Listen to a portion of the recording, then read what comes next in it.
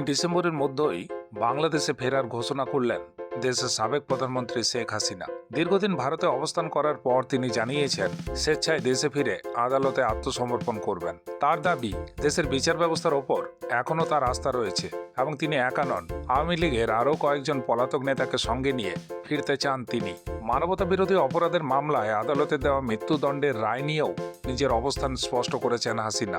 তিনি বলেন, গ্রেপ্তার এমনকি মৃত্যুর আশঙ্কা থাকলেও নিজের দেশের মাটিতেই শেষ নিঃশ্বাস ফেলতে চান।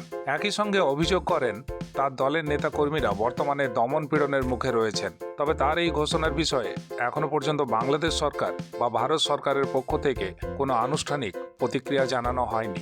রাজনৈতিক বিশ্লেষকদের মতে শেখ হাসিনা দেশে ফেরা বাংলাদেশের রাজনীতিতে নতুন করে উত্তেজনা তৈরি করতে পারে এবং এর প্রভাব পড়তে পারে ঢাকা দিল্লি সম্পর্কেও।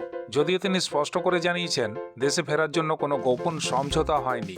তার ভাষায়, জনগণই শেষ পর্যন্ত ঠিক করবে আওয়ামী লীগের ভবিষ্যৎ এবং তার বিরুদ্ধে আনা সমস্ত অভিযোগের সত্যতা। এখন ডিসেম্বরের দিকে নজর রাজনৈতিক মহলের, কারণ শেখ হাসিনার এই প্রত্যাবর্তনের ঘোষণা বাংলাদেশের নতুন রাজনৈতিক অধ্যায়ের সূচনা করতে পারে।